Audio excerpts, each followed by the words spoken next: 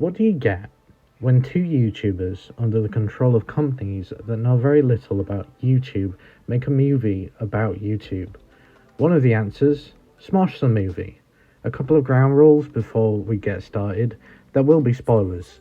If you haven't seen the movie and want to, this is your chance to stop the video. Secondly, this is just my opinion. I'm by no means an expert. And with that being said, let's get started.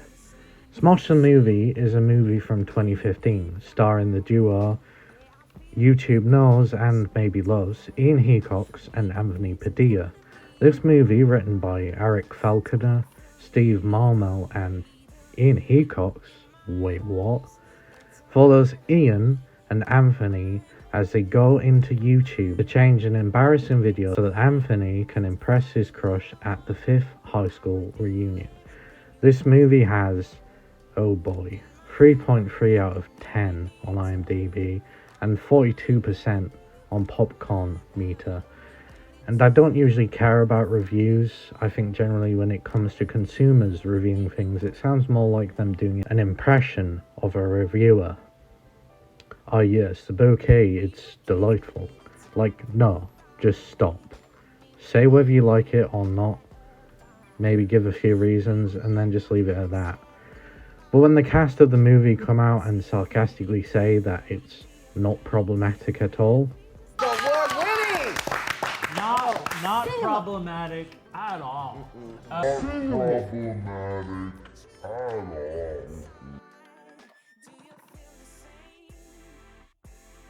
This is gonna be bad.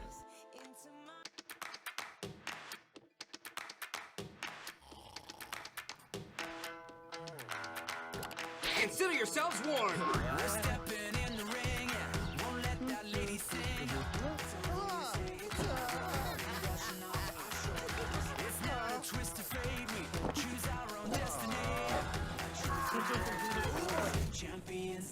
I was at the mall the other day, and this girl was wearing pants that looked like she literally pooped in them.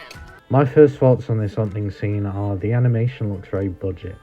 The music to me has a commercial, uncopyrighted feel.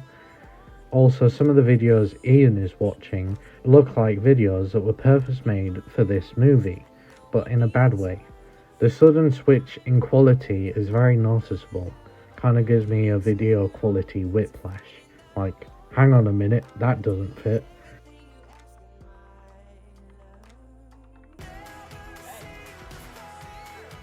Okay, this is the first real life footage in the movie, and it doesn't seem to be great either.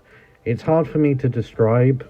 The only words that spring to my mind are low budget, high budget, and YouTube video. What I mean is the filming, to me, has a similar feel as a big production would have, but more like a Netflix or insert name here, original big budget. Bigger money than YouTube, but less money than a Hollywood blockbuster. As for YouTube video, this drone footage looks like it would be at home in a YouTube video from 2016, maybe 2017.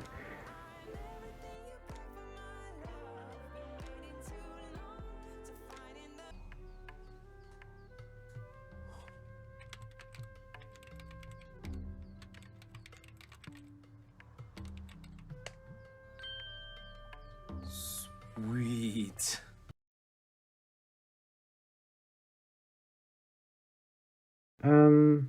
We'll come back to this.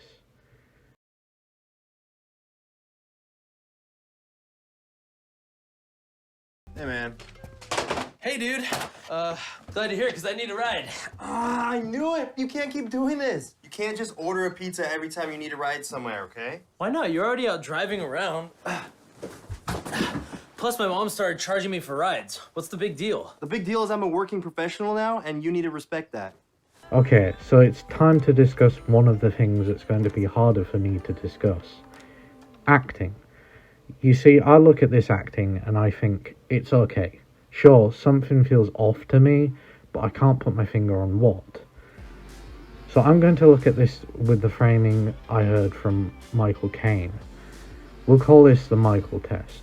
The Michael test is, does the acting seem to flow like a normal conversation? Because good acting will flow like a normal conversation. Basically, it should be like the actors really are the characters. Now, I'm going to leave the final decision up to you guys, and I'm probably going to post a poll on my community later today. But if you ask me, I would say this is not amazing acting. It's okay. It's not amazing.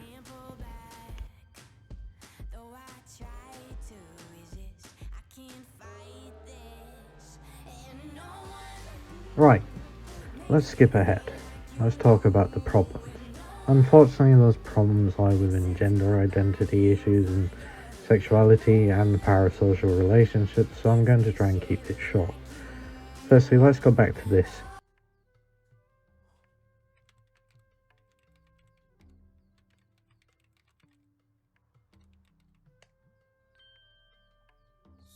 Sweet.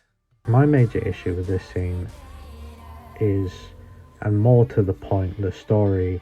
Ian's character, it seems, is in love with the girl because of her undressed nature. Even to the fact when he does meet this girl, he doesn't even want to know her name. There is a thing to be said about the actors in the movie all consenting to this, but my concern is the effect it would have on the children growing up thinking this is a correct behaviour to have. Won't somebody please think of the children? What kind of an example are we setting? Parasocial relationships.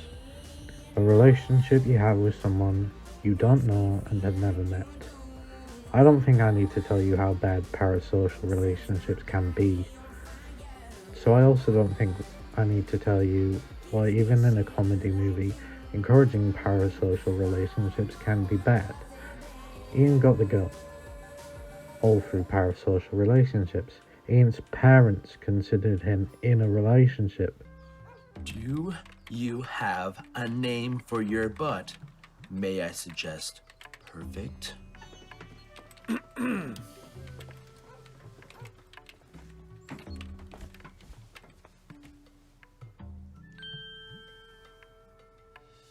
Hey, Ian? You've been seeing that girl for a few months now. When do we get to meet her? I don't know, Mom. We're not rushing into anything. Bye. Bye. Bye. She seems lovely. She's amazing. Son, just make sure she's not a dude. Unless you're into that sort of thing, in which case it's totally cool. Are these not good things for bad behaviour? I think so. The ending. Man, the ending. The ending of this movie is very problematic. So the entire punchline to this movie is the girl Ian was pursuing has a name often associated with males.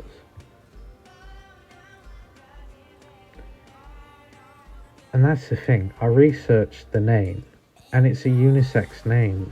I think it was something like 500 male, female brads and 1,000 male brads in the America. I'm not entirely sure. I'll show the stat on screen. First thing out of the way, you can't control who you're attracted to, and it shouldn't matter. Who you like and what you like to do is none of anyone else's business. As long as everyone is of age, everyone is consenting, and nothing illegal is being done. That being said, making a joke that can be interpreted as discrimination or racism is wrong. No one, no matter what they were or is, should be considered less or disgusting because they don't align in someone else's mind as normal or align with their preferences. So, my final thoughts. Well, to be honest, minus the problem areas, I don't think it's a terrible movie. Sure, it's a bad movie, but it's not a bad movie like the Emoji Movie. It's just a bad movie. So long as you can get past some of the weirdness, you may enjoy it. Hey you, thank you for watching to the end of the video. I wanted to add why there hasn't been many videos recently. So my MacBook died and I've been studying and I haven't had the motivation to do it. And I'm not saying that for like go find me on Patreon and donate please, not even like a joking way. I think even the YouTubers who put it as a joke, like, you're still one of those influencers who is asking for that from your audience. If you did want to support me, you could watch more of my videos on here, or I have a music project that I do called X Wisdom. I don't really like to mention it because I don't like them attached, but I figured I'd mention it if you wanted to go there and, you know, exchange of goods and services. I also have 2 other channels, X Wisdom and Life of X Wisdom. So yeah, if you want to see more of my videos in the future, you know what to do, and stay tuned. Peace.